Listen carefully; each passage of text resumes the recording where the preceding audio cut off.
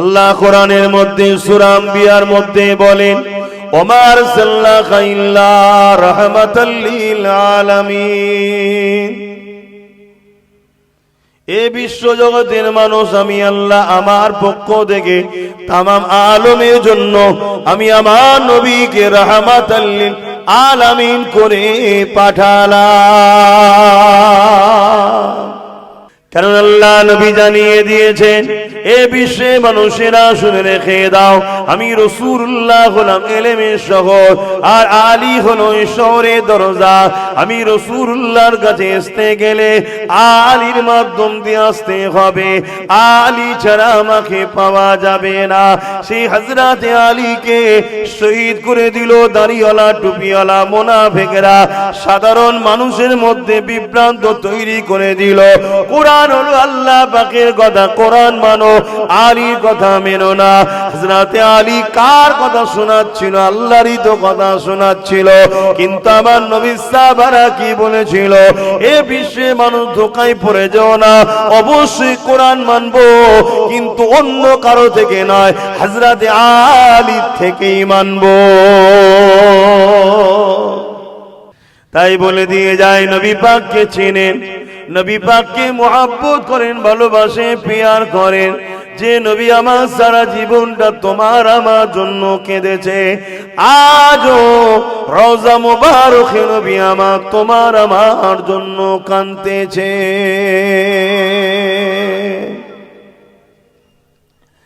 এ নওজওয়ানেরা, এই পৃথিবী জুড়ে যারা আমাদেরকে মিটাতে চাইছে, তারা বারবার মিটে গেছে, আমাদেরকে মিটাতে পারেনি।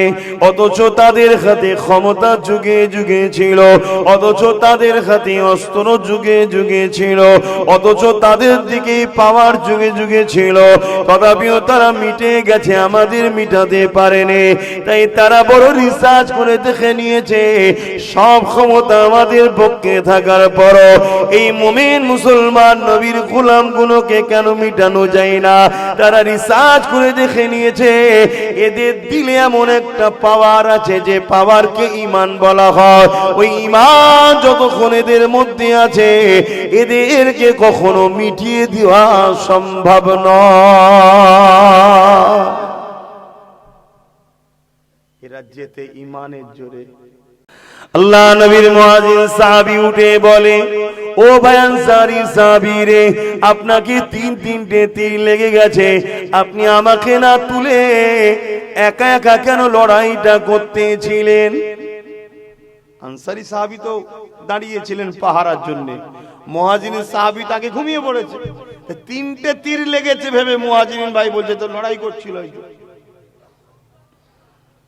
এই যুবকেরা, তরুণেরা, এমন করে দেখা যায় মুহাজিরিন সাহাবী যখন বলেন, ভাই আপনি একা একা কেন লড়াই করতেছিলেন? আমাদেরকে দুটাতে পারতেন, আমাকে তো ডাকতে পারতেন। আনসারী সাহাবা বললেন, ভাইরা আমি লড়াই করি না, আমি তো আপনাকে শুইয়ে দিয়ে দাঁড়িয়ে দাঁড়িয়ে চিন্তা করতে লাগলাম, একা একা দাঁড়িয়ে কি লাভ? এই জন্য আমি নামাজে দাঁড়িয়ে গেলাম। যখনই নামাজে দাঁড়িয়ে গেছি, তীর এসে আমাকে লেগে যায়। ওই আনসারী সাহাবী বলে, একটা তীর যখন লেগেছিল আপনি আমাকে তো উঠাতে পারতেন। নূর নবী, দয়া নবী জানিয়ে দিয়েছে, নামাজ যেমন ফরজ, এটা অবশ্য নফল নামাজ পড়ছিল, তাহলে জান বাঁচানোটাও তো ফরজ, তাহলে আপনি কেন নামাজটা ছেড়ে দিয়ে তুললেন না? ওই সময় আনসারী সাহাবী বলে, আমি সূরা রহমান তিলাওয়াত করতেছিলাম, এত সুন্দর মজা লাগছিল, এত আনন্দ লাগছিল, এত ভালো লাগছিল, আমি মনে করছিলাম আমায় তীর লাগছে, আমি মনের মধ্যে লেগেছিলাম জান চলে যায় চলে যায়।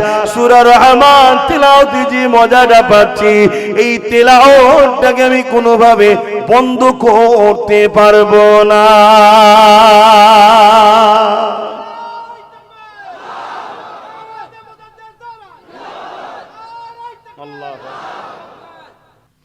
আল্লাহ নবী সাহাবী আনসারী সাহাবী, এ নওজওয়ানেরা, এমন করে বলতে লেগেছেন, আমার যখন প্রথম তীরটা লেগেছিল আমি নামাজ ছাড়তে পারছিলাম না, কেরাতে এত মজা লাগছিল। দ্বিতীয় তীরটা লেগেছে আমি তখনও ছাড়ি না, তৃতীয় তীরটা যখন লেগেছে আমি নামাজকে ছাড়তাম না। হঠাৎ করে আমার মনে পড়ে যায়, নূর নবী তো আমাকে দায়িত্ব দিয়েছে, বাবা তুমি রাজা বর্ডারে পাহারা দাও, যদি আমি এখানে শহীদ হয়ে যাই কোনো অসুবিধে নাই, আপনার কোন দুশমনেরা এসে আপনি ক্ষমাচ্ছেন আপনাকে শহীদ করে দেবে, এতো কোনো অসুবিধে নাই। কিন্তু তারা গোপনে গিয়ে যদি আমার নূর নবীর উপরে হামলা করে দেয়, এই কথা যখনই মনে পড়ে গেছে ভাই নামাজকে ছোট করে দিয়ে সালাম ফিরিয়ে আপনাকে উঠাতে লেগেছি।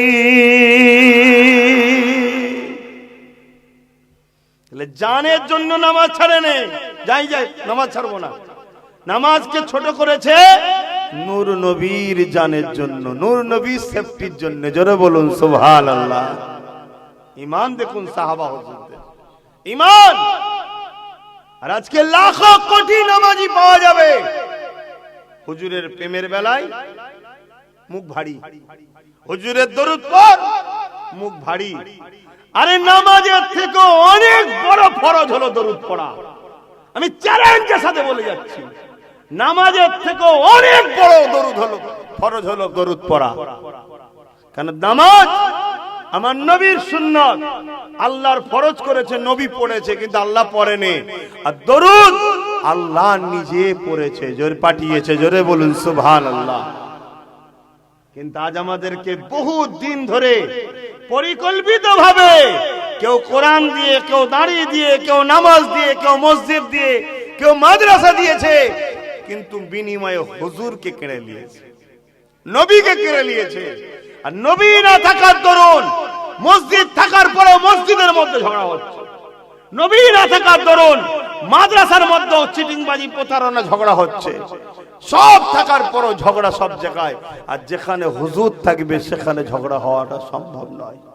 কথা মাথায় ঢুকছে না ঢোকেনি? আমার কথা আপনারা বুঝছেন না ভুল বুঝছেন? আবার বলুন, ভুল বুঝছেন না তো? কেন 50-60 বছরের ময়লা পরিষ্কার করতে অনেক কষ্ট হবে? 50-60 বছরের ধরে এই চেষ্টা, 50-60 বছর ধরে এই চেষ্টা চলছে যে হুজুর থেকে উম্মতকে সরাও। আমি বাংলার কথা বলছি, অন্য অন্য জায়গায় 100 বছর ধরে চলছে। কথা বুঝে আসছে? আর তার আগেও যুগে যুগে যুগে যুগে ছিল, কিন্তু কামিয়াবি হতে পারেনি। এই যে আজকে বিরাট একটা কামিয়াবির জায়গায় তারা পৌঁছাতে পেরেছে, উম্মতকে নবীর থেকে সরিয়েছে, এটা সুলতান আব্দুল হামিদ চলে যাবার পর এরা মাথা ছাড়া দিয়েছে। যতদিন সুলতান আব্দুল হামিদ ছিল এরা মাথা চারা দিতে পারেনি। কেন? সুলতান আব্দুল হামিদ ছিলেন রসুলের আশিক। কেউ নবীর সামনে গুস্তাগি করলে সঙ্গে সঙ্গে তার বিরুদ্ধে মৃত্যুদণ্ডের ফতোয়া দিত, মৃত্যুদণ্ড, শাস্তি। কথা মাথায় ঢুকছে না ঢোকেনি?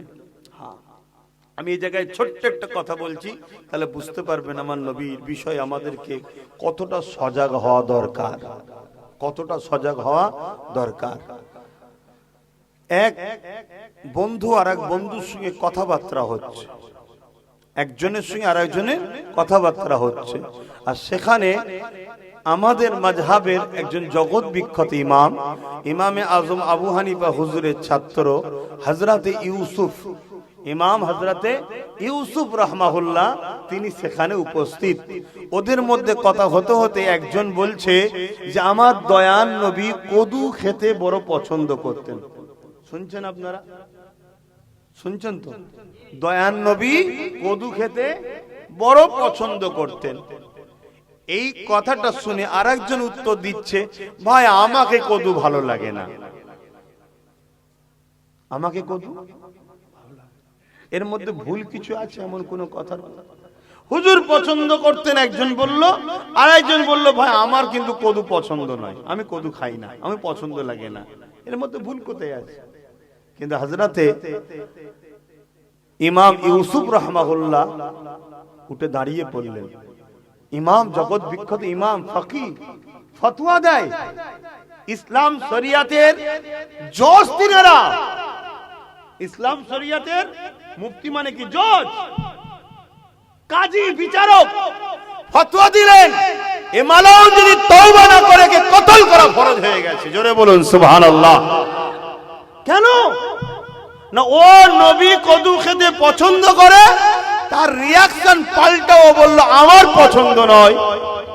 অতএব নবীর পছন্দের সাথে পাল্টার পছন্দ নয় বলাটার দরুন শরিয়াতের ফতোয়া ও কুফরি করেছে, ওকে কতল করতে হবে, কতল করা ফরজ হয়ে গেছে, ওয়াজিব হয়ে গেছে। ভাবতে পারছেন আমার নবীটা কে? সেই নবী সম্বন্ধে আমাদের কতটা গুরুত্ব থাকা দরকার, কতটা প্রেম থাকা দরকার, কতটা আলোচনা করা দরকার, কতটা এই যুব সমাজকে তার লিডারকে চিনানো দরকার। আজকে এই যুব সমাজ তো লিডারহীন বলেই মার খাচ্ছে। এদের লিডার কই বলুন, এদের লিডার কই? এদের না ধর্মীয় লিডার আছে না রাষ্ট্রীয় লিডার আছে। আমি ধর্মীয় লিডার নিয়ে আলোচনা এখন করবো, কেন ধর্ম সভায় এসেছি। যখন জনসভা আসবো তখন রাজনীতি লিডার নিয়ে আলোচনা করবো। ধর্মীয় লিডারই বা কই আপনাদের বলুন, কই? আমার কথা বুঝতে পারছেন তো নাকি? এই উম্মতকে উচিত রাসূল চিনানো। প্রত্যেকটা মসজিদে 4টে জুম্মা হয়, 3টে জুম্মা ইমাম সাহেবের উচিত এই উম্মতকে নবী সম্বন্ধে জানানো, নবীর জীবনী শোনানো। এখন কেউ বলতে পারে আমি নবীর জীবনী শোনাইনি, আমি কিন্তু কোরআন শোনাই, আল্লাহর কথা শোনাই, আল্লাহর কথা শোনাই, তাফসীর খুলে খুলে জুম্মায় জুম্মায় বয়ান করি। মনে রাখবেন আরেক মুনাফিক, আমি এত বড় কথা বলে যাচ্ছি, আরেক মুনাফিক যদি বলেন কেন, আমার নবীর জীবনীটাই হলো রাসূলের প্রকৃত, নবী পাক সাল্লাল্লাহু আলাইহি ওয়াসাল্লামের জীবনীটাই হলো আল্লাহর কোরআনের বাস্তব হলো নবীর জীবনী। জোরে বলুন সুবহানাল্লাহ, আরো জোরে বলুন সুবহানাল্লাহ। আম্মা জান আয়েশা সিদ্দিকা রাদিয়াল্লাহু তাআলা আনহাকে আমার নবী সাহাবারা জিজ্ঞেস করেছিলেন, আম্মা জান আমার নবী পাক সাল্লাল্লাহু আলাইহি ওয়াসাল্লাম সম্বন্ধে কিছু বলেন, তেনাকে তো আমরা চিনতে পারলাম না, তেনাকে আমরা চিনতে পারলাম না। সাহাবারা বলছেন আমরা চিনতে নবীকে, জোরে বলুন, পারিনি। হাই হাই হাই হাই, আজ কিছু মানুষ বলছে আমরা নবী চিনতে পেরে গেছি। কেমন গো? বলছে আমাদের মতো মানুষ। বলছে না, বলে না, বলুন। হ্যাঁ, এগুলো দেখতে হবে বাপ। এসব ঈমান লুটার জন্য ষড়যন্ত্র চলছে। সাধারণ ছেলে, স্কুল কলেজে পড়া ছেলে, মাঠে খাটা ছেলে, দিনমজুরি করা ছেলে, ধর্ম সম্বন্ধে জ্ঞান নেই। আলেম এসেছে, মুফতি মাওলানা এসেছে, একটু মুখের দিকে চেয়ে বসে আছে। বক্তা ওয়াজ করতে করতে বলে গেল নবী আমাদেরই মতো একজন মানুষ ছিলেন, তিনার উপরে ওহী আসতো, আমাদের উপরে ওহী আসতো না। নবীর বিষয়ে কোন রকম ভুল কথা দেখলে প্রতিবাদ যে না করবে সেই বেঈমান হয়ে যাবে। তাহলে যতজন বসে ওয়াজ শুনলো বেঈমান হয়ে গেল, যদি প্রতিবাদ না করে। তাহলে কিভাবে বেঈমান বানানো হচ্ছে আমাদের বুঝতে পারছেন? আর বেঈমান যখন সেজদায় যে বলছে আল্লাহ জালিম কেন্দ্র সরকার মেরে ফেলে, বলছে সাহায্য করুন আল্লাহ, এই সাহায্য হবে? তো বেঈমানকে মারার জন্যই তো আল্লাহ বসিয়েছে, বস বসে সাইজ কর সব। কেন খোদার বিনা হুকুম ছাড়া গাছের পাতা লড়ে না। তাহলে দেশের মাথায় কে বসবে? খোদার হুকুম ছাড়া থাকে না ওখানে। আমি কি ওয়াজ করছি বুঝছেন তো নাকি? কথা বলেন, হুকুম থাকে না থাকে না? আল্লাহর বিনা হুকুমে আমি চলে এসেছি নাকি এখানে? এই আজকে এই দাওয়াত কি আল্লাহর বিনা হুকুমে? সব কিছু খোদার ইশারায় হচ্ছে, ঠিক না বেঠিক? আজ আমাদের ঘরে বড় প্ল্যান করে বেঈমান করা হচ্ছে। তো সাহাবা হুজুররা কি বললেন, আমার নবী কেমন? আমরা সাহাবারা হুজুর এতদিন সাথে থেকেছি, আম্মা চিনতে পারছি না। পর্দার আড়াল থেকে জিজ্ঞেস করছে, আম্মাজান বলছে তোমরা কোরআন পড়োনি? আম্মাজান আয়েশা হুজুর কি বলছে, তোমরা কোরআন পড়োনি? বলছে জি পড়েছি তো। আমার নবী পাক সাল্লাল্লাহু আলাইহি সাল্লামের জীবনটাই হলো কোরআন। জোরে বলুন সুবহানাল্লাহ। অর্থাৎ তোমরা যে কোরআন পেয়েছো কাগজে কালিতে লেখা, ওর বাস্তবটা হলো মুহাম্মাদুর রাসূল। জোরে বলুন সুবহানাল্লাহ। কোরআন যদি দেখতে চাও, কোরআন যদি বুঝতে চাও, কোরআন যদি জানতে চাও, কোরআনের গভীর যদি দেখতে চাও, তো মনে রাখবে যেমন তোমার আমার ঘরে রয়েছে, এটা কাগজে কলমে লেখা রয়েছে, আর বাস্তব জিন্দা মুহাম্মাদুর রাসূল হলো কোরআন। জোরে বলুন সুবহানাল্লাহ। আমাকে ভুল বুঝবেন না। অর্থাৎ তিনার উঠা বসা, চাল চলন, কথাবার্তা, শুয়া খাওয়া সবকিছু কোরআন অনুযায়ী। কথা মাথায় ঢুকছে না, ঢোকে না, ভুল বুঝবেন না, আজকে বুঝুন। যদি বলেন আমরা আম মানুষ এত কি করে শিখবো, শিখতে হবে, দিন শিখা ফরজ, জানেন না? আপনি কবরের জমিনে যখন যাবেন আপনাকে কটা প্রশ্ন করা হবে? কথা বলেন, তিনটে। প্রথম নম্বর কি? মান রব্বুকা, তোমার রব কে? একজন বলল রব্বি আল্লাহ, আর এক মুর্দা বলছে লা আদরি, জানি না। যে বলল রব্বি আল্লাহ তাকে কি আল্লাহ বলবে যাও আমাকে চিনে গেছে ছেড়ে দাও? ফেরেশতা বলবে আল্লাহ আপনাকে চিনে গেছে ছেড়ে দিই, আল্লাহ বলবে না দাঁড়া বাকি আছে। আর যে বলল লা আদরি, চিনি না, আল্লাহ বলবে না ওকে মার, আমাকে চিনে নে, মার, শাস্তি দে, এ বলবে নাকি? না, এখনো বাকি আছে। তাহলে থেকে কি বুঝছেন? আল্লাহ থেকে বেশি যদি আমরা মাথা মারতে শুরু করি বিপদ আছে না নাই? আল্লাহ চাইছে আমার হাবিবকে আমি মূল বানাবো, আমার হাবিবকেই দিনের মূল বানাবো। আর আমরা হাবিব ছেড়ে দিয়ে দিন মানি, আমরা নবী ছেড়ে দিয়ে দিন মানি, নবী ছেড়ে দিয়ে আমরা মুসলমান, নবী ছেড়ে দিয়ে মসজিদে সেজদায় পড়ে আছি, নবী ছেড়ে দিয়ে মাদ্রাসায় পড়ে আছি। নবীকে ধরুন, আমি আগে বললাম না? তারপরে প্রশ্ন করা হবে মা দিনুকা। একজনকে জিজ্ঞেস করাল একটা মুর্দাকে, সে বলল দিন ইসলাম। ঠিক উত্তর দিয়েছে, কি গো ঠিক? আল্লাহর ফেরেশতা বলবে আল্লাহ আপনাকেও চেনে, ধর্ম ইসলাম বলছে, দিন ইসলাম বলছে, ছেড়ে দেবো? আল্লাহ বলবে না দাঁড়া। তার মানে কি বুঝলেন? আল্লাহ জানার পরও, দিন ইসলাম জানার পরও ছাড় এখনো নেই, ছাড় এখনো নেই। কেন?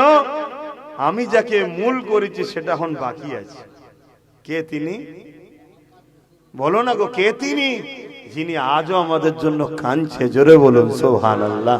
হে যুব সমাজ, গুনাহ করুনি, গুনাহ করুনি, গুনাহ করুনি।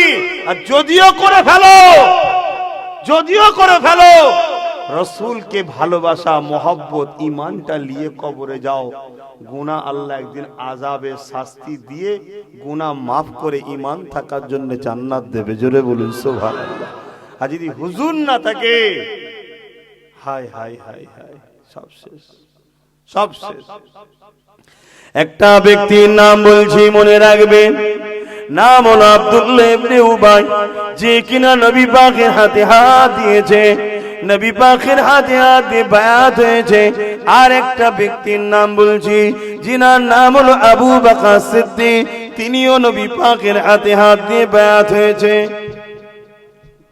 দুজনই নবীর হাতে হাত দিয়েছে। এ যুবকেরা, আব্দুল্লাহ ইবনে উবাই নবী পাকের পেছনে ইক্তেদা করে নামাজ পড়েছে। সিদ্দিক আকবরও নবী পাকের পেছনে ইক্তেদা করে নামাজ পড়েছে। আব্দুল্লাহ ইবনে উবাই রোজা রেখেছে, আবু বকর সিদ্দিকও রোজা রেখেছে। আব্দুল্লাহ ইবনে উবাই নবীর সঙ্গে হজ করেছে, সিদ্দিক আকবরও নবীর সঙ্গে হজ করেছে। আব্দুল্লাহ ইবনে উবাই নবীর সাথে জিহাদের ময়দানে গেছে, সিদ্দিক আকবরও নবীর সাথে জিহাদের ময়দানে গেছে। আব্দুল্লাহ ইবনে উবাই দান খয়রাত করেছে, সিদ্দিক আকবরও দান খয়রাত করেছে। আব্দুল্লাহ ইবনে উবাইয়ের মাথায় টুপি, মুখে দাড়ি, জুব্বা, পাগড়ি সব রয়েছে। আবু বকর সিদ্দিকেরও এটা রয়েছে।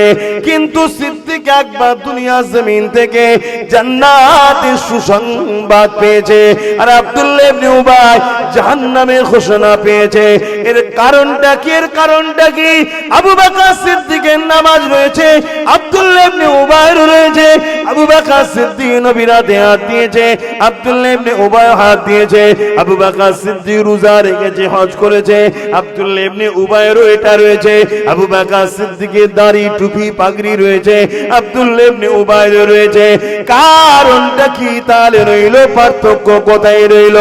এ যুবকেরা, তরুণীরা, বাবেরা, হযরত আবু বকর সিদ্দিককে জিজ্ঞাসা করা হয়েছে হুজুরের কারণটা কি?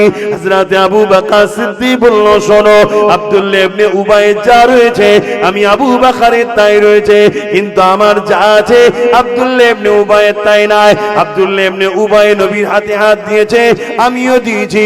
ওরও নামাজ আমারও নামাজ, ওরও রোজা আছে আমারও রোজা আছে, ওরও হজ আছে আমারও হজ আছে, ওরও দান খয়রাত আছে আমারও দান খয়রাত আছে, সব ওর যা আছে আমারও তাই আছে। কিন্তু মনে রাখবে, আমার অন্তরে আমার হৃদয়ে নূর নবীর আদো ভালোবাসা হাইয়া প্রেম আছে যেটা আব্দুল্লাহ ইবনে উবাইয়ের নাই। এই জন্য আমি আবু বকর আল্লাহর জান্নাতের ঘোষণা পেয়েছি আর মুনাফিকি করে জাহান্নামী হয়েছে। কি বুঝলেন? বুঝতে পারছেন তো আজ নাকি? একটু হ্যাঁ কি না বলেন, বুঝছেন তো নাকি? তাহলে কোনটা লাগবে আগে বলুন? তাহলে কেউ যদি বলে আমি কোরআন খুলে খুলে বলি, হুজুরের জীবনী বলা আপনি কোরআন আল্লাহর কথা, আরে আল্লাহর কথা তো অবশ্যই, কিন্তু কোরআনের বাস্তবটাই তো মুহাম্মাদুর রাসূল। জোরে বলুন সুবহানাল্লাহ। কোরআনটা তো রাসূলুল্লাহর উপর এসেছে, নবী তো সাহেবে কোরআন, কানা খুলুকুল্লাহুল কোরআন। তাহলে কেউ যদি কোরআন বুঝতে চায় তাকে নবীর জীবনী দেখতে হবে, কেন নবী যা করেছে কোরআন অনুযায়ী করেছে। জোরে বলুন সুবহানাল্লাহ। আর কোরআনই তো বলছে মা আতাকুমুর রাসূল ফাখুযুহু ওয়া মা নাহাকুম আনহু ফান্তাহু। এ বিশ্বের মানুষ, আল্লাহ জানাচ্ছেন কোরআন কালামুল্লাহর মধ্যে আমার হাবিব যা আদেশ করেছে নিয়ে নাও, যা নিষেধ করছে ছেড়ে দাও। আমার হাবিবের হ্যাঁ হ্যাঁ বলো, নাই না বলো। আমার হাবিব যেটা দিচ্ছে নাও, যেটা ছাড়তে বলছে ছাড়ো, তবেই তোমরা কল্যাণ ও কামিয়াবি হবে। শুনছেন তো নাকি? তাহলে জম্মায় উচিত তো নবীর জীবনী উম্মতকে শোনানো, সাধারণ মানুষকে, কি আমার নবী এই করেছে, আমার নবী এই করেছে, আমার নবীর এই চলন, এই স্টাইল, আমার নবীর মাকাম এত, আমার নবীর সম্মান এত, আমার নবীকে আল্লাহ এত ভালোবাসে, এগুলো উম্মতকে শোনানো দরকার আছে না? না, এতে কি হবে? ঈমান পাওয়ার হবে। জোরে বলুন সুবহানাল্লাহ। আর একটু খুলে বলি, এই যে গাছ দেখছেন, এই গাছে দেখুন ডাল পাতা রয়েছে, ফল হয়, ঠিক আছে। এখন যদি কেউ দু চারটে ডাল কেটে দেয়, কি সব কটাই যদি কেটে দেয়, গাছটা কি মরে যাবে? কেন মরবে না? ওর মূল ঠিক আছে, ওর মূল ঠিক আছে। কিন্তু এই মূল থাকার দরুন দেরি হলো, আবার গাছে কিন্তু নতুন ডাল গজাবে, নতুন পাতা গজাবে, আবার ফল ধরবে, ফুল ধরবে, দেরি হবে হয়তো, কিন্তু হবে। কেন হবে? ওর মূল ঠিক আছে। কথা মাথায় ঢুকছে? আর কেউ একজন গাছের ডাল পাতা সব রেখেছে, কিন্তু মূলটাতে গরম পানিতে মেরে দিয়েছে। বলুন না গো, থাকবে কিছু? আপনারা আম মানুষ, আম ভাবে বুঝাচ্ছি। আলেমের কাছে আলেমের মতো কথা, আম মানুষের কাছে আম মানুষের মতো বুঝাতে হবে। আর না সব উপর দিয়ে চলে যায়, মাথার উপর দিয়ে বকাই সারা। বলুন থাকবে? কেন থাকবে না? ওর মূল শেষ, ঠিক তো? এই গাছের ডালপালা পাতা এগুলো হলো নামাজ, রোজা, দাঁড়ি, টুপি, হজ, যাকাত। আর মূলটা হলো ভেতরে আছে গভীরে, এই অন্তরে থাকে ঈমান। দাঁড়ি, টুপি, নামাজ সব আছে, ঈমানটা শেষ হয়ে গেছে, যেমন সব শেষ। আর দাঁড়ি, টুপি, নামাজে যদিও কম থাকে, ঈমান যদি ঠিক থাকে, একদিন একদিন আবার ও পরিবর্তন হবে, তওবা করবে, হাজি হবে, নামাজি হবে, আল্লাহ আল্লাহ করতে করতে কবরে যাবে। জোরে বলুন সুবহানাল্লাহ। ঈমান ঠিক করো, ঈমান ঠিক করো। ঈমান আলাদা জিনিস, আমল আলাদা জিনিস। ঈমানের পাঠ আলাদা, আমলের পাঠ আলাদা। ঈমানদার যখন নামাজ পড়ে ওটা তখন তার জন্য আমল হয়, বেঈমান নামাজ পড়লে ওটা আমল হয় না। ঈমানদার দাড়ি রাখলে সুন্নতে রাসূল হয়, নেকি পায়। আর আমার দেশের প্রধানমন্ত্রী দাড়ি রাখলে কোনো নেকি হয় না। এই নেকি হবে না? তাহলে সমস্যা কোথায়? সমস্যা কিসের? না, একটা দাড়ি ঈমানদারের আর একটা দাড়ি বেঈমানের। কথা মাথায় ঢুকছে না? ঢোকে না? তাহলে ঈমান অবস্থায় দাড়ি রাখলে সুন্নাত হয়। তাহলে মুসলমানদের মধ্যে এমন কত লোকের দাড়ি আছে যাদের ভেতরে হুজুরের প্রেম আদব নেই। ও দাড়ির কোনো দাম আছে? আমি কি বুঝাচ্ছি? বুঝছেন তো? এটা আগে বুঝুন। তরুণেরা, আল্লাহ আমাদের দ্বারা একটা ভালো কাজ করাচ্ছে, অবশ্যই বড় কঠিন শুকরিয়া আদায় করি। কিন্তু মনে রাখবেন, ঈমান হলো সব থেকে দামি জিনিস। তাই নবী পাক আমাদেরকে দোয়া করা শিখিয়েছে। আল্লাহ পাকের কাছে দোয়া চাও, হে আল্লাহ আমার জিন্দগিটা যেন ইসলামের উপরে চলে। কেন ইসলামের নিয়ম কানুন অনুযায়ী জিন্দগি চালানো, এর থেকে উত্তম শান্তি, উত্তম পন্থা দ্বিতীয় কিছু হতে পারে না। আর ঈমানের সঙ্গে মরণটা দেবে। সারা জীবন ইসলামের উপরে চলার পরও ঈমানের সঙ্গে মরবে এর কোনো গ্যারান্টি নাই। আছে নাকি? মরণের সময় দেখা যাবে বেঈমান মরে গেছে। আবার একটা লোক সারা জীবন বদমাশি করেছে, মরণের সময় দেখা যাচ্ছে কলমা পড়তে পড়তে ঈমান লিতে লিতে মরছে। এই জন্য আল্লাহর কাছে দোয়া চাইতে, আল্লাহ আমাকে দিন ইসলামের জিন্দেগি দেন আর ঈমানের সঙ্গে মরণ দেন, আমার নবী শিখিয়েছে। শুনছেন তো?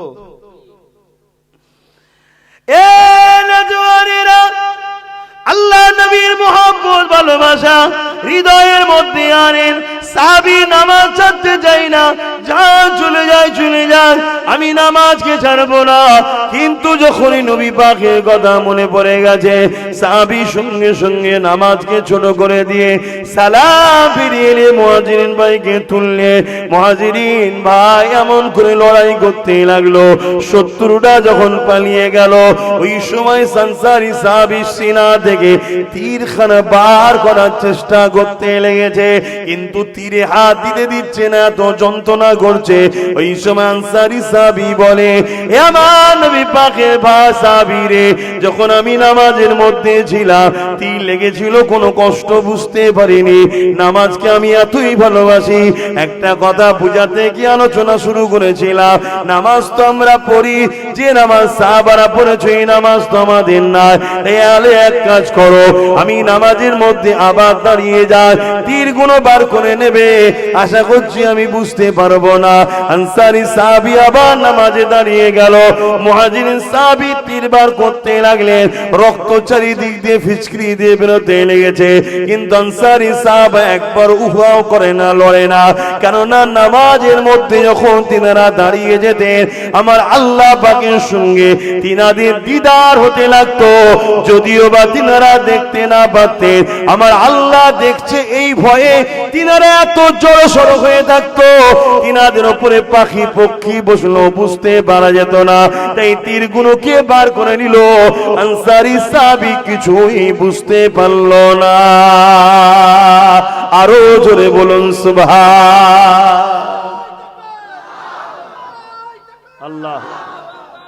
এই নামাজি যদি হতে চান, সাহাবা হুজুরদের আদর্শে চলুন, সাহাবা হুজুরদের আদর্শে চলুন। সাহাবা হুজুরদের আদর্শ কেমন? একটা কথা বলি, হ্যাঁ কি গো শুনবেন না?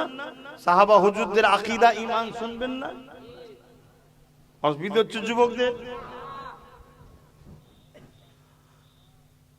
আল্লাহ নবী, নূর নবী, দয়ার নবী মক্কা থেকে হিজরত করে ইয়াসরিবে চলে গেলেন। দীর্ঘ বছর আর নবী মক্কায় আসতে পারেননি, কাবা তওয়াফ করা হয়নি। এক বছর নবী পাক সাহাবা হুজুরদের কয়েকজনকে নিয়ে মক্কা তওয়াফের, কাবা তওয়াফের উদ্দেশ্যে রওনা দিলেন। মন দিয়ে শোনেন, মন দিয়ে শোনেন। আজকে হাজির অভাব নেই, হাজির অভাব নেই, কিন্তু হাজির দিলে নবীর প্রেমের অভাব আছে। আর যে হাজির দিলে নবীর প্রেম নেই, আল্লাহর কুদরতি হাতে আমার জান, সে আল্লাহর শপথ করে বলছে হাজি জাহান্নামে যাবে। এত বড় কথা বলে যাচ্ছি, আমার কথা কি খারাপ লাগছে যে ছোট মুখে বড় বড় কথা বলছি? না, ছোট মুখ বড় মুখের কথা নয়, বড় মানুষের হয়ে কথা বলছি। ছোট মুখ বড় মুখ বড়টা নয় তো, কথাটা যার জন্য বলছি তিনি অনেক বড়, তার মতো বড় দ্বিতীয় আল্লাহ কাউকে করেনি। তিনি হলেন মুহাম্মদ রাসূল সাল্লাল্লাহু আলাইহি সাল্লাম। শোনো শোনো শোনো, আল্লাহ তোমার হজের মুখাপেক্ষী নয়, আল্লাহ চাই তোমরা আমার হাবিবের হও। হ্যাঁ, যে হাজি নবীকে দিলে রেখে হজ করে এসেছে, যেমন মায়ের পেট থেকে বাইর হয়েছিলাম কোনো গুনাহ ছিল না, ওই হাজির জীবনের গুনাহ মাফ করে বেগুনাহ বানিয়ে দেয়। জোরে বলুন সুবহানাল্লাহ, আরো জোরে বলুন সুবহানাল্লাহ। তাহলে হাজির সম্মান আছে না? না, কিন্তু কোন হাজির? যে ঈমানদার, যার দিলে হুজুর আছে, যে হুজুরকে ভালোবাসে, যে হুজুরের শান মর্যাদাকে রেখে পিয়ার করেছে। কেন এ কথা কোনো বলছি? আজকে আমাদের জানতে হবে। আজকে অনেক আলোচনা হয়, অনেক আলোচনা হতে হতে এমন আলোচনা হচ্ছে, আমার নবী পাক সাল্লাল্লাহু আলাইহি সাল্লামে ইলমে গায়েব নিয়ে চর্চা চলছে। যে নবীর এলেম এতটা, নবীর এলেম অতটা, নবীর এলেম এতটা। আরে জালিম, তোর এলেম কতটা? তুই নবীর এলেম মাপতে নেবেছিস? নবীর এলেম মাপতে নেবেছিস জালিম। নবীর এলেম সম্বন্ধে তোর কি জ্ঞান আছে? কিন্তু আজকে চলছে না চলে না সমাজে?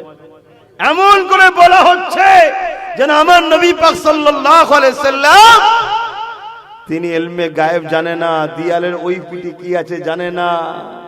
এমনও বলা চলছে রাসূল পাক সাল্লাল্লাহু আলাইহি সাল্লাম কখনো কখনো ভুলে যেতেন, আল্লাহ কোরআন পাঠাতেন উনি ভুলে যেতেন। হায় রে আস্তাগফিরুল্লাহ, এটা কি মনে হচ্ছে উম্মত? কিসের উম্মত? কিন্তু দুঃখের বিষয় বড় বড় পাগড়ি মুফতি মাওলানা পীর সাহেব পীরজাদা দাবি করতে বেড়াচ্ছে, এমনও কথা শোনা যাচ্ছে। কেউ কেউ তো এটাও বলছে আবার রিসেন্ট হুজুর পাক সাল্লাল্লাহু আলাইহি সাল্লামের নাকি অক্ষর জ্ঞান ছিল না। আল্লাহ আল্লাহ, এমন একটা দুনিয়ায় আমাদেরকে পাঠালো, নবী বললেন হাতের তালুতে আগুন রাখার থেকে ঈমান বাঁচানো মুশকিল। কেন? কাকে মানবেন? আব্বাস সিদ্দিকীকে ভালোবাসেন, আব্বাস সিদ্দিকী ঈমান চোর হয়ে যদি ঘুরে বেড়ায় তাহলে আম্মানু যাবে কোথায়? এজন্য নবী বললেন আখেরি জামানে আসমানের নিচে জমিনের উপরে সব থেকে নিকৃষ্ট হবে একদল মুনাফিক, একদল আলেম সম্প্রদায়। কেন? ওরা আমার নবী বলছেন আমাকে বড় কষ্ট দেবে, আমাকে অক্ষর জ্ঞান জানে না, আমার ইলম নেই, আমি ইলমে গায়েব জানি না, মানুষের অন্তরের খবর নাকি নবী জানে না। এমনও কথা সমাজে বলে বেড়ানো হয় না? হয় না? বলছে আল্লাহ জানে। আচ্ছা আল্লাহ জানে এটা কোনো প্রশ্ন? এটা নিয়ে কারো ইখতিলাফ হয়? আল্লাহ জানে, সবাই জানে। হায় হায় হায় হায়, সেদিনের বেঈমানরা জানতো নবী তো তিনি হবে যিনি অন্তরের খবর বলতে পারবে। জোরে বলুন সুবহানাল্লাহ। তাই তো এমন করে হাবিব ইয়ামানি, ইয়ামান থেকে আবু জেহেল একজনকে নিয়ে এসেছিল যার নাম হল হাবিব ইয়ামানি।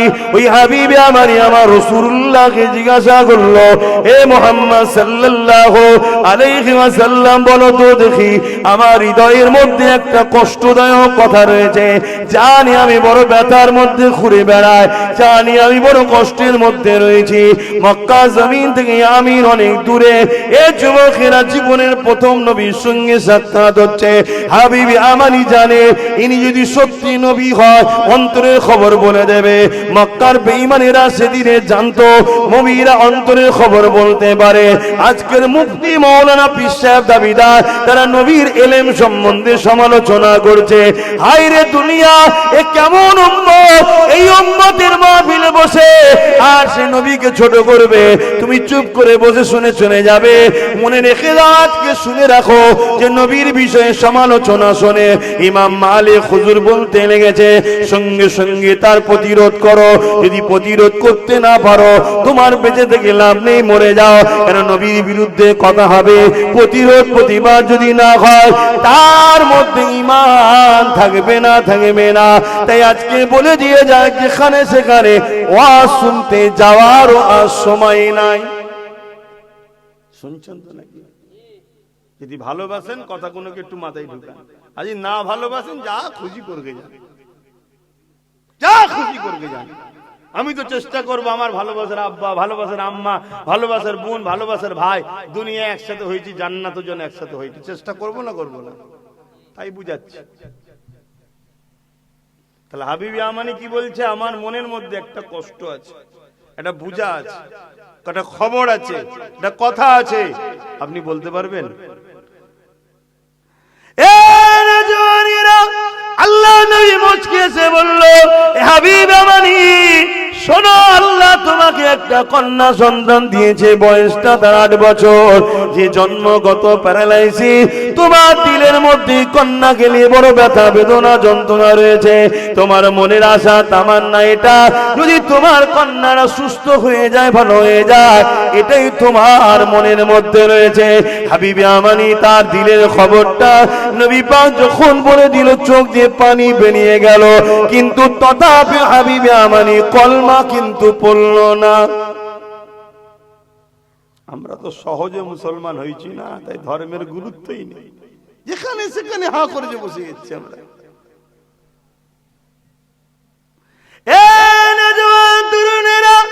আল্লাহ নবী নবী দয়া নবীর কাছ থেকে হাবিব ইয়ামানি বিদায় নিয়ে চলে যায়। যাবার পরে নিজের সামনে সে হাবিব ইয়ামানের দিকে রওনা দিয়েছে।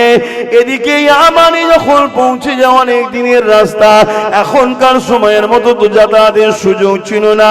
ইয়ামানি পৌঁছে যাবার পরে ঘরের দরজায় যখন ডাক দিয়েছে, দরজা যে খুলতে এসেছে, ওই দরজা যে খুলেছে ওটা এখন হাবিব ইয়ামানির কন্যা সন্তানটা। হাবিব ইয়ামানির চোখ বড় বড় হয়ে যায়, অবাক হয়ে দেখতে লেগেছে, আমি ঠিক দেখছি না ভুল দেখছি। ওই সময় দেখতে লেগেছে না ঠিকই দেখছি, এটা আমার কন্যা, যে কন্যাটা প্যারালাইসিস জন্মগত, চলতে পারতো না, দাঁড়াতে পারতো না। আজ আমি হাবিব ইয়ামানি কি দেখছি, আমার কন্যা আজকে সুস্থ এবং নিজে পায়ে হেঁটে হেঁটে দরজা খানা খুলে দাঁড়িয়ে আছে। যুবকেরা, তরুণেরা, হাবিব ইয়ামানি জিজ্ঞাসা করে, মারে কি ব্যাপার, তোমার কি অবস্থা, কি করে হলো? ওই কন্যা তখন বলতে লাগে, বাবা একদিন রাত্রিরে আমি ঘুমিয়েছিলাম, একজন নুরানি ব্যক্তি এসে এমন করে আমাকে বলে, মারে উঠে দাঁড়াও। আমি বললাম উঠতে পারি না। উনি বলতে লাগলো, মারে দিল থেকে একবার মেনে নাও লা ইলাহা ইল্লাল্লাহ মুহাম্মাদুর রাসূলুল্লাহ। এটা বলার পরে বলল, মারে এবারে বিসমিল্লাহ বলে দাঁড়াও। আমি যে বিসমিল্লাহ বলে দাঁড়ালাম, আমি দাঁড়াতে পারলাম, চলতে পারলাম, এমন করে কেমন করে আমি হাঁটতে শুরু করে দিলাম।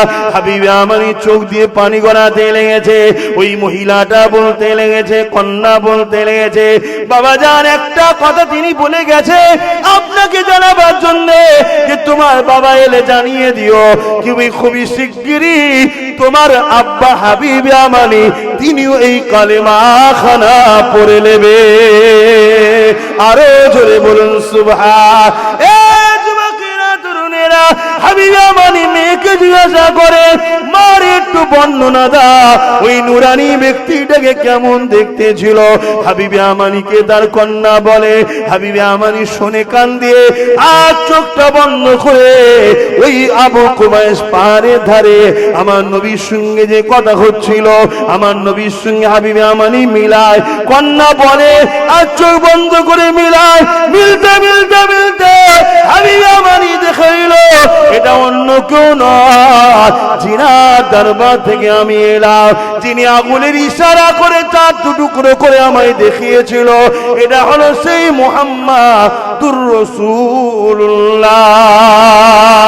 আরো জোরে বলুন সুবহান।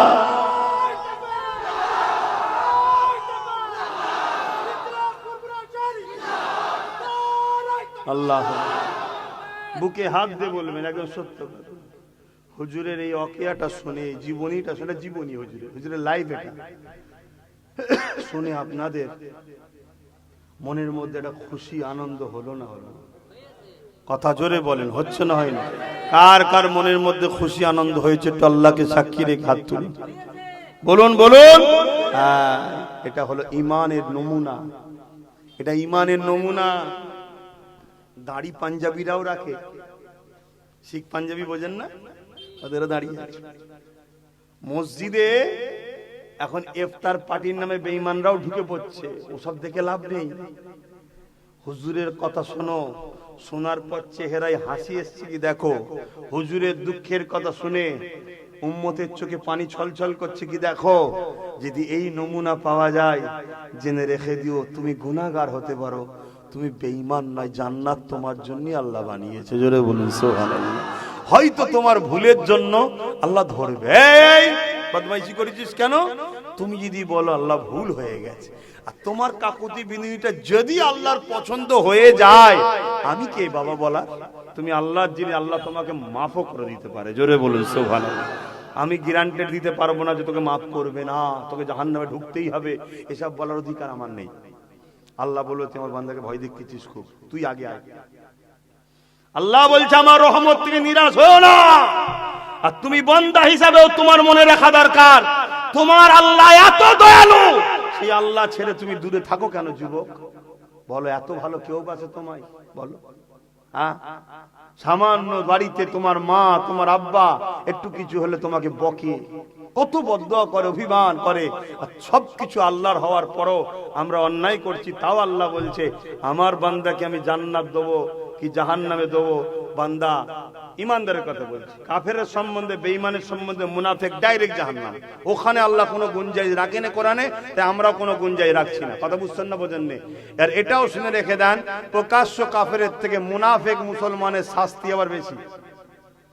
মুনাফিক যারা হবে তারাও সারা জীবন জাহান্নামে থাকবে, কিন্তু প্রকাশ্য কাফেরের থেকে কঠিন জাহান্নামে থাকবে মুনাফিক। মানে মুসলমান সেজে যারা উম্মতকে ধোঁকা দিয়েছে। কথা বুঝে আসছে না? এখন তো বড় বড় সব ঘুরে বেড়াচ্ছে, বাপ রে বাপ। আর মুখের ভাষা আমার নবী সম্বন্ধে ছোট বড় কথা, কি কথা বলবো, এমনও কথা শোনা যায় কেউ আমার রসুলকে রাখালো বলছে। বলো নাউজুবিল্লাহ। High high high. যারা এই কথা শুনবে, যদি সঙ্গে সঙ্গে প্রোটেস্ট না করে, এই আপনিও কথা বলছেন কেন? আমার নবী অবশ্যই দুম্বা বকরি মক্কা জমিনে যে পশু নবী আমার চড়িয়েছেন, কেন চড়িয়েছেন? আমার উম্মতের একদল গরিব হবে, তাদেরকে এই কাজ করতে হবে, সে যেন নিজেকে ছোট না মনে করে। আরে আমার হুজুর তো এই কাজ করেছে, অত হুজুরের সুন্নত মনে করে করবে, সে যেন নিজেকে ছোট না মনে করে। তা বলে তুমি রসুলকে রাখাল বলে দেবে? কিন্তু এমন সব এখন মুরিদ হয়েছে, এমন সব ভক্ত হয়েছে, আমার মাওলানা বলেছে তো ও ভুল বললো ঠিক আছে, আমার আব্বাস সিদ্দিকী তো ও ভুল বললো ঠিক আছে, আমি আমার ভালোবাসার মানুষদের বলে দিই ওইভাবে আব্বাসকে ভালোবেসিনি। অন্ধর মতো ভালো যদি কাউকে বাঁচতে হয়, সেটা একজনই আমেনার লালকে ভালোবাসো। জোরে বলুন সুবহান। বাকি সবাইকে দেখতে হবে বাপ, বাকি সবাইকে ট্রাই করো। আমি আমার ক্ষেত্রে আমার ভালোবাসার মানুষদের বলে যাই, অন্ধ হওনি। আব্বাস সিদ্দিকী যদি কখনো, মানুষ হতে পারে আমার কোনো কথা একটা ভুল হয়ে গেল, আপনার উচিত সম্মানের সাথে বললেন, ভালো যখন বাসেন, যে ওই কথাটা আপনি হুজুরের সামনে বললেন, এটা তো বিয়াদবি হলো, এটা কেন আপনি বলবেন? আপনি ঘুরিয়ে বলুন। আমি যদি সঙ্গে সঙ্গে বলি, হ্যাঁ রে ভাই ভুল হয়ে গেছে, আমি তওবা করে নিচ্ছি, ইয়া রাসূলুল্লাহ আপনি আমাকে ক্ষমা করে দেন, তোমার উচিত আমার সঙ্গে প্রেমের সম্পর্ক রাখা। আর তখন যদি বলি না আমি ঠিক বলেছি, তখন তোমার উচিত আমাকে ছেড়ে দেওয়া। কেন আব্বাস আগে নয়, নবী আগে। কিন্তু এখন ভক্ত এমন হয়ে গেছে, আমার হুজুর বলেছে ভুল বললো ঠিক, আমার মুফতি বলেছে ভুল বললো ঠিক, আমার বক্তা যখন বলেছে ভুল বললো। আরে মাওলানা মুফতি মাওলানা দিয়ে, পীর সাহেব দিয়ে হুজুর বাঁচুনি, হুজুরকে সামনে রেখে সবাইকে বাঁচুন। নবীকে মডেল বানাও, নবীকে সামনে রেখে সবাইকে দেখো, নবীকে মডেল বানিয়ে আমাকেও দেখো।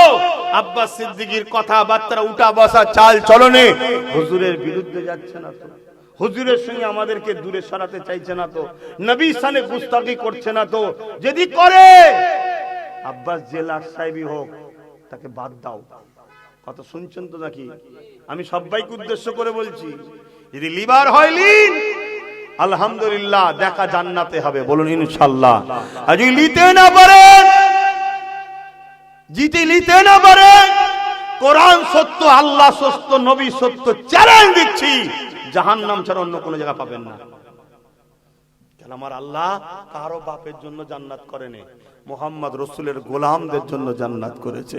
যে মুহাম্মদ রসুলের নয়, সে পীরের বেটা হোক আর যে লাট সাহেবই হোক, কারো জন্য রেহাই নাই। শুনছেন তো নাকি? হ্যাঁ। অতএব সম্মানের সাথে দাদা হুজুরের আওলাদ আব্বাস সিদ্দিকী মিস্টেক করেছে, আপনি সম্মানের সাথে বলুন। আপনার বলাতে হতে পারে তো আমি পরিবর্তন হয়ে গেলাম, তাহলে আমি তো বেঁচে গেলাম। আর আপনি না বলাতে আমি পরিবর্তন হচ্ছি না, আমি সেই ভুলের উপরেই থেকে যাচ্ছি, তাহলে আমি তো জাহান্নামী হচ্ছি। আপনি চান আপনার পীরের বাচ্চা জাহান্নামী হোক? খবরদার, আমার নবীর শানে ভাষা বুঝে বলতে হবে। একটা কথা এবার বলি শুনুন। আল্লাহর কোরআনে আল্লাহ বলছেন আমাদের গলার আওয়াজ যদি, ও বাবা হয়ে গেছে, 8টা বেজে গেছে, এটা বলে দিই শুধু, আমাদের গলার আওয়াজ যদি আমার নবীর গলার আওয়াজের কথার উপরে যদি উঠে যায়, আল্লাহ জীবনের আমল বরবাদ করতে দেবে। এটা শুনেছেন সবাই? কখনো চিন্তা করেছেন জীবনের আমল কাদের বরবাদ হয়? আচ্ছা, কেউ কোন একটা ছেলে ধরুন নামাজ পড়েছে জুম্মার দিনে, আমাদের ছেলেরা পড়ে না? পড়ে না, আল্লাহ কারে পড়ে, আলহামদুলিল্লাহ। তোমার ভাইদের বলো 5 ওয়াক্ত পড়ো, 5 ওয়াক্ত পড়ো, আল্লাহকে সেজদা দাও, তোমার অন্তরে শান্তি পাবে। আল্লাহকে সেজদা দাও, আল্লাহ খুশি হবে যে তোমাকে মানুষ করে এখনো বাঁচিয়ে রেখেছে। সেজদা দাও আমার ভাইরা, বোঝো, বোঝার চেষ্টা করো, আল্লাহ খুশি হবে, সেজদা দাও। তা জুম্মার দিন দেখ, ধরুন একটা ছেলে জুম্মার দিন নামাজ পড়েছে, আর শনিবার দিন ওই ছেলেটা হালকা বয়সের ছেলে এলাকায় কোনো জায়গায় ফাংশন হচ্ছিল, সেখানে ফাংশনে গেছে। ওই ফাংশনে যাওয়ার জন্য কেউ নামাজের নেকি কেটে নেবে আল্লাহ? একটু বলেন না গো, আপনারা তো অজ অনেক শুনেছেন, আপনারাও ছোটখাটো মলি সাহেব হয়ে গেছেন এখন, অজ শুনে শুনে ছোটখাটো মলি সাহেব হয়ে গেছে, নেকি কি কেটে নেবে? কাটবে না। আচ্ছা ধরুন একটা ছেলে 5 ওয়াক্ত নামাজ পড়েছে বা রোজা রেখেছে, 1 মাস রোজা রেখেছে, আবার ছেলেটা কোন একটা সময় একটু সিনেমা দেখেছে, শুনছেন, হালকা বয়সের ছেলেটা করে ফেলে, আল্লাহ হিদায়াত করুক, আল্লাহ আমাকে আমাদেরকে হিদায়াত করুক, বলুন আল্লাহুম্মা আমিন। ওসব জায়গায় যেতে নাই, তওবা করো, পরিবর্তন হও, হয়ে গেছে তওবা করো, আল্লাহ ভালোবাসবে। তো এর জন্য কি ওর রোজার নেকি কেটে নেবে আল্লাহ? না, কাটবে না। কিন্তু কি বলছে, আমার হাবিবের কথার ওপরে যদি তোমাদের গলার আওয়াজ চলে যায়, জীবনের আমল বরবাদ হয়ে যাবে। ধরুন একটা 80 বছরের আব্বা, শুনছেন আব্বা জানেরা, 80 বছর বয়স, 70 বছর নামাজ পড়েছে, 70 বছর তাহাজ্জুদ পড়েছে, 70 বার ফরজ হজ করেছে, কি 60 বার করেছে ফরজ হজ। ধরুন 100টা মসজিদ বানিয়েছে, 100টা মাদ্রাসা বানিয়েছে, 1000-এর উপরে মাওলানা মুফতি ছাত্র তৈরি করেছে। এখন তো ছাত্রের গরম চলে, কথা বুঝছেন না, বোঝেন নেই? সব ভালো কাজ না খারাপ কাজ? ভালো কাজ। কিন্তু আমার নবীর কথার উপরে একদিন গলার আওয়াজ উঠেছে, বলুন সব আমল কি হবে?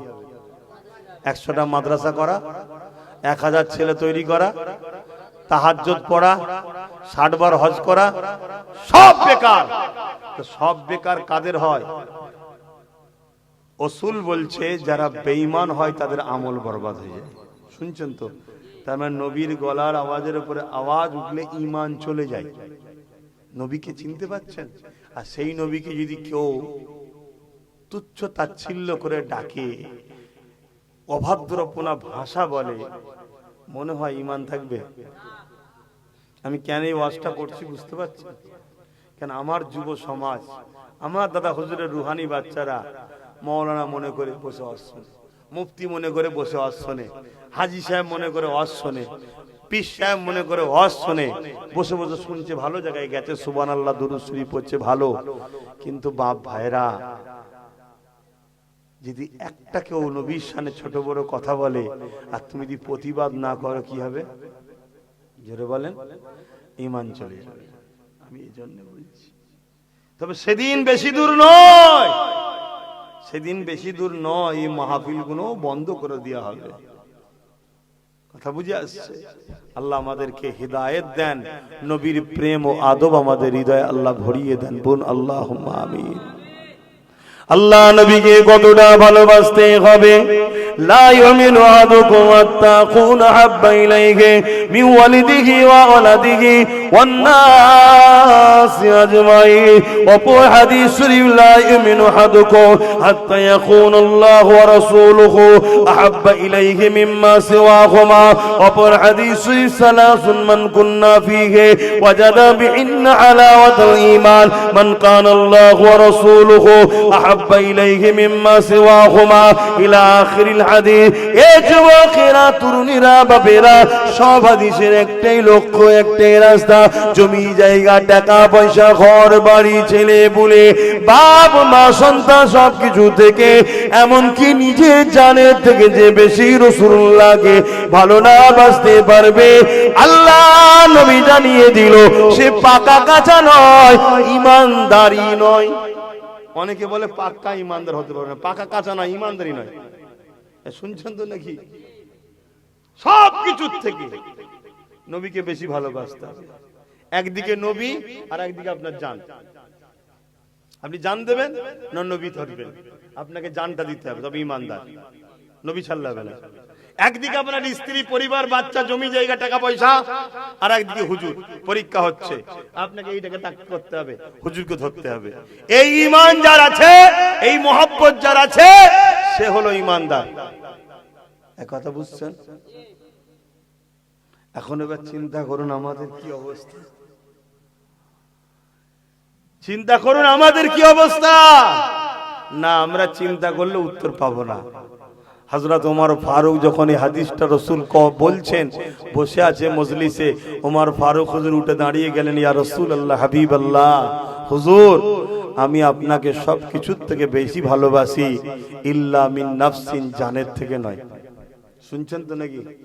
সব দুনিয়া কায়নাতে যা আছে, বউ, ছেলে, বুলে, জমি জায়গা, সব থেকে বেশি ভালোবাসি হুজুর, জানের থেকে নয়। আল্লাহর নবী বলে, ওমর হবে না, জানের থেকে বেশি ভালোবাসতে হবে, না ঈমানদার হওয়া যাবে না। ওমর ফারুক চুপ হয়ে গেলেন।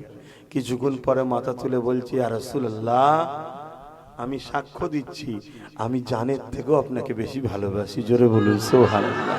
সাহাবারা জিজ্ঞেস করছে, ভাই ওমর আপনি কথা প্রথম না বলে দ্বিতীয় বললেন কেন? আমি চিন্তা করলাম যে রে সত্যি তো আমি হুজুরকে জানের থেকে তো বেশি ভালোবাসি। কারণ হুজুরের উপরে কেউ যদি আঘাত দেয়, ওমর তো নিজেকে ঢাল করে দেয় হুজুরের, আমার জান যাই যাক, হুজুরকে না লেগে যায়, এটাই তো হুজুরের জানের থেকে বেশি ভালোবাসা। জোরে বলুন সুবহানাল্লাহ। আমরা হয়তো চিন্তা করলে উত্তর পাবো না, মনে হয় আমরা মনে হয় পারিনি। না, কাল যদি তোমার সামনে, তোমার এলাকায় নবীর মাদ্রাসা মসজিদকে ভাঙতেছে, আমি বলে যাচ্ছি তোমার মতো প্যান্ট শার্ট পরা দাড়ি চাচা হাজারো লক্ষ যুবক বুলেটের গুলির সামনে দাঁড়িয়ে যাবে, আল্লাহ নবীর ঘরকে মিটাতে দেবে না। এটাই তো জানের থেকে বেশি ভালোবাসা। জোরে বলেন সুবহানাল্লাহ। তুমি বুঝতে পারোনি নিজেকে। এই তো 5 জন যুবক ছেলে সাম্বাল মসজিদের জন্য জান চলে গেল। কথা মাথায় ঢুকছে? আমরা ভালোবাসি, আর এই ভালোবাসার জন্যই তো আমাদেরকে মিটাতে এখনো, কিন্তু এই ভালোবাসা কেটে লিবার চেষ্টা চলছে না, চলে না। এই ভালোবাসা আমাদেরকে ইজহার করতে হবে, প্রকাশ করতে হবে। কি প্রকাশ? যারা হুজুরের আমরা তাদের, যারা হুজুরের নয় আমরা তাদের নয়। সেই যদি বড় কোরআনের পণ্ডিত হয় ঠিক আছে, ঠিক আছে, ভালো কথা, কিন্তু হুজুরের নয় আমরা নয়। বড় মুফতি হুজুরের নয় আমরা নয়, বড় মুহাদ্দিস হুজুরের নয় আমরা নয়। পীর সাহেব, পীরজাদা, খানকা সাহেব যাই দাবি করো, কথা শুনছেন তো নাকি? বাড়ি গেলে কুরমা, পোলাও, চিকেন যাই খাওয়া, হুজুরের নয় আমরা নয়। এর মধ্যে আকীদা আমাদের তৈরির দরকার আছে না নাই? আমার এই কথাই কারা একমত? একটু হাত তুলে আল্লাহকে সাক্ষী রেখে দেখাবেন। আল্লাহকে সাক্ষী রেখে লম্বা হাত তুলবেন। মুনাফিকি নয় তো, মুনাফিকি নয় তো। আজ থেকে নিজেকে ক্যালকুলেশন করুন। যদি বাঁচতে চান আর এর উপরে আমল করুন, আপনার দুনিয়াবি জিন্দেগিও দেখবেন পরিবর্তন হবে, আখিরাতের জিন্দেগিতে কল্যাণ তো অবশ্যই আছে। এই উপরে যখন আমল করবেন, আপনাকে দুনিয়াতেও কোনো মুনাফিক লিডার ধোঁকা দিতে পারবে না, আর কোনো ছদ্মবেশী মুফতি, মাওলানা, পীর সাহেব, পীরজাদাও ধোঁকা দিতে পারবে না। যখন আপনি মডেল হুজুরকে বানিয়ে নেবেন, আব্বাস সিদ্দিকও ধোঁকা দিয়ে পার পাবে না। কথা মাথায় ঢুকছে না? ঢোকে না? তা হুজুর প্রিয় না জান প্রিয়? হুজুর প্রিয়। এ জান আল্লাহ দিয়েছে, কিন্তু জান দিয়ে আল্লাহ বলেন আমি তোদের উপরে ইহসান করেছি, কিন্তু হুজুর দিয়ে আল্লাহ বলল তোদের উপরে ইহসান করলাম। জোরে বলুন সুবহানাল্লাহ। ওই ইহসান চুকাবার জন্য আজ আমরা ভালোবাসার ইজহার দেখিয়ে আমরা একটু সাক্ষী দেব। 10টা মানুষ আল্লাহর ঘরের জন্য 5000 করে টাকা, হুজুরের মহব্বতের মানুষ কারা কারা আছে একটু হাত তুলে দেখান। 10টা মানুষ 5000 করে টাকা, কে কে হাত তুলে দেখি। ভালোবাসায় 10টা মানুষ মাত্র 5000, বেশি চাইনি, 5000, 10টা মানুষ কেউ আছে? হাত তুলবেন। মাশাআল্লাহ, নারে তাকবীর। 1টা, 2টো, 3টে, 4টে, মাশাআল্লাহ, মাশাআল্লাহ, নারে তাকবীর। আর কে কে আছে? 4টে হয়েছে। 5 নম্বরে কে আছে? হুজুরের মহব্বতে 5000 টাকা দিতে পারবেন আল্লাহর ঘরে। কোথায় দেবেন? আল্লাহর ঘর কমপ্লিট হয়েছে, শুরু হবে কাজ। আরে তোমার আমার ঘরে সারা বছর কাজ আছে না নাই? এক কথা বলেন, সারা বছর খরচ আছে না নাই? তোমার আমার ঘরে সারা বছরে লাখ লাখ টাকা খরচ, তাহলে আল্লাহর ঘরের খরচ আছে না? না। আমরা তো এইভাবেই তৈরি করি, কিন্তু আজকে জালিম হুকুমতরা এভাবে আমাদের খোদার ঘরকে মিটাতে চাইছে। ভালোবাসার ইজহার দিয়ে বলো, 5 নম্বরে কে দেবে 5000 টাকা? যে আমি দেবো 5000 টাকা আল্লাহর ঘরে। কে আছে? এখন যদি সময় কাছে না থাকে 2 দিন পরে দেবেন, কিন্তু বেশি দেরি করবেন না। 1-2 মাস সব কাজই হচ্ছে, আর আল্লাহর রাহে দিবার বেলায় হবে না। হ্যাঁ, পকেটে 10,000, 20,000, 30,000 মোবাইল, প্রত্যেকটা বাড়িতে ওষুধের দোকান, পার মাসে 5,000, 7,000 টাকা করে ওষুধ, কম বেশি সবার বাড়িতে। ভুল বলছি নাকি? হ্যাঁ, তা বলেন মাশাআল্লাহ, নারে তাকবীর, নারে দিবে। 5টা মানুষ হয়ে গেছে, মোট 10টা চেয়েছি, আর 5টা মানুষ দরকার। আশা করছি দেবে, কষ্ট দেবেন না, একটু তাড়াতাড়ি বলুন। এই 5টার মধ্যে প্রথমে কে হাত তুলে দেখি? শোনেন ভাই, মসজিদের দায়িত্ব নিয়েছি আমি, আপনাদের ভাই, আপনাদের ছেলে। আপনাদের কি হিংসা হচ্ছে, রাগ হচ্ছে, ব্যথা হয়েছে? ওই মাদ্রাসার দায়িত্ব নিয়েছিলাম, করেছি, আল্লাহ করিয়েছে, এখনো চলছে, ও তো শেষ নেই। মসজিদেও দায়িত্ব নিয়েছি, আল্লাহ কারে আমার আব্বাস ভাই তার এলাকার মানুষদের নিয়ে হু করে কাজ হয়ে গেছে। বলুন মারহাবা, বলুন মারহাবা। আমি কিছু দিয়েছি কি না দিয়েছি আপনাদের শোনাবো না, ও আল্লাহ জানে। কথা বুঝে আসছে? আল্লাহ জানে। তবে হ্যাঁ, মনে রাখবেন, আল্লাহ যে আমার টাকাকে পছন্দ করে, এটা আমার জন্য বড় খুশ নসিব। কি বললাম বুঝতে পারছেন না? কেন, আমি তো মায়ের পেট থেকে কিছু নিয়েছিলাম নাকি? আরে পরনায় তো কাপড়ও ছিল না, সব তোমার আল্লাহ দিয়েছে। এ গাড়ি, এ বাড়ি, এ ইজ্জত, এ সম্মান, এ জনপ্রিয়তা, সব কোটি কোটি টাকা আল্লাহ দিয়েছে। কথা বুঝছেন না? কিছু নিয়ে এসেছিলাম, আর কিছু নিয়ে যাব নাকি? শুধু ইজ্জতটা বয়স হয়ে গেছে তো, তাই একদম উলঙ্গ পড়ালে কেমন লাগে, তাই একটু কাপড়টা পড়াবে, আর না ওখানেই মনে ন্যাংটে পাঠিয়ে দিতে, কিন্তু বড় তো, এজন্য একটু অসভ্যতা লাগবে। ইসলামের সিস্টেমও আছে, কাফনটা একটু পরিয়ে দেবে। তাও ওখানে বলবে মরা যখন বেশি দামি দিয়ে কি হবে, কমা দামে দে দে বাপ, কি সব রয়ে যাবে। আমি 10টা মানুষ চেয়েছি, 5টা হয়েছে। 6 নম্বরে আল্লাহর কোন বান্দা হাত তুলে বলবেন যে আমি 5,000 টাকা দেবো ভাইজান, কি বাবাজি আমার নামটা লিখেলেন, পরে দেবো খুনি আমি। আর কেউ লড়লে চললে হবে না। অনেক আছে দেখেছি, যতক্ষণ হজ করছি সব ঠিক আছে, যে এই কালেকশনের কথা বলা হয় বেশি নয়, 2-10টা 15টা। কথা বুঝে আসছে? আমি 2-10টা 15টাকে বলবো, তোমাদের যদি এতই অসুবিধা হয় আসবে না, আব্বাস সিদ্দিকীর মাহফিলে আসবে না। কেন, এটা অভদ্রপনা। আজ 15টা, তোমার দেখা দেখি কালকে আমার 5টা ছেলে বিয়াদব হবে। কথা কি খারাপ লাগছে যুবকদের?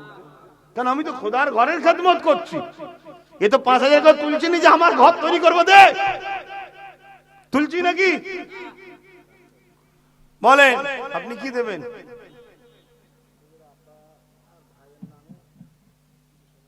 মাশাআল্লাহ, মাশাআল্লাহ, এত বড় টাকা দেবে জানলে এটা আগে বলতো। আমার ভাই বলি, কেন আব্বাকে চাচা বলতাম, বেচারি ইন্তেকাল হয়ে গেছে। আমাদের এখানে যে খানকা আছে, খানকার জায়গায় নেড়াই দিয়েছে সব ভাইরা, একজন মুরব্বী বেঁচে আছে। কথা বুঝে আসছে তো? যাক, এবং তিনার ভাইয়ের স্মৃতিতে আব্বাও ভাইয়ের দোয়া সবরেশনে উদ্দেশ্য করে 30,000 টাকা দিয়েছে। আল্লাহ কবুল করে, বলুন আল্লাহুম্মা আমিন। আরো জোরে বলুন আল্লাহুম্মা আমিন। সব জায়গায় আমরা দিই, আল্লাহর ঘরের জন্য এত বলতে লাগবে, এত বলতে লাগবে। আর 5টা ভাই আছে, এই 5টার মধ্যে এই সর্বপ্রথম কে হাত তুলে দেখি? বলুন কে হাত তুলবেন? এই 5,000 টাকা দেবো, 5টা ভাই লোবো। 5টার মধ্যে সর্বপ্রথম কে হাত তুলে দেখি?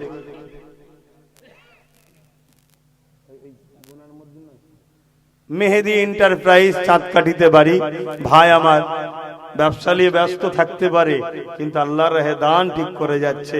5,000 টাকা দিবে, আল্লাহ তার রুজিতে কারবারে বরকত দেন। বলুন আল্লাহুম্মা আমিন। আরো জোরে বলুন আল্লাহুম্মা আমিন। 6টা হয়েছে আমাদের এই মিনহাজ, ও তো আল্লাহ কারে সব জায়গায় শরীক হয়, আল্লাহ রুজিতে কারবারে বরকত দিবুন আল্লাহুম্মা আমিন। কথা বুঝে আসছে? আমাদের তোর আব্বার নাম সেই মিন্টুটাই জানি, কি ভালো নাম বল। হ্যাঁ, লিয়াকত আলী, কিন্তু মিন্টু বাবাজি বললেই সবাই চিনবে। আবার ভাই আমার, আহা, যখনই নামটা লি চেহারাটা আমার নজরে পড়ে। আমাকে নিয়ে এসেছিল পলতারহাটি থেকে, বুঝতে পারছেন? আল্লাহ লাশ দিয়েছে, আল্লাহ তার আখিরাতেও কামিয়াবি দান করেছে, বলুন ইনশাআল্লাহ। হ্যাঁ, ছোটখাটো মনে করুনি, বয়স হালকা হতে পারে, অত হালকা হবে লিওনি, এতটুকু বলে যাচ্ছি। আল্লাহ অনেক দয়ালু, নবী বংশের বাচ্চাদের জন্য দাঁড়িয়েছে, এমনি দাঁড়াইনি। কি ইন্টারেস্ট আছে ওর বাপের সঙ্গে আমার কিসের সম্পর্ক? কিন্তু না, আমার নবীর খানদানের ছেলে, আমার দাদা হুজুর বিহারি চলে গেল, এটাই তো দরদ। আরো অনেকে গেছিল, সবাই এর যা যা পাবে, চিন্তা করো না। তো যাক, ওনার বড় ছেলে, সেও 5,000 টাকা মসজিদের জন্য দেবে, আল্লাহ কবুল করে।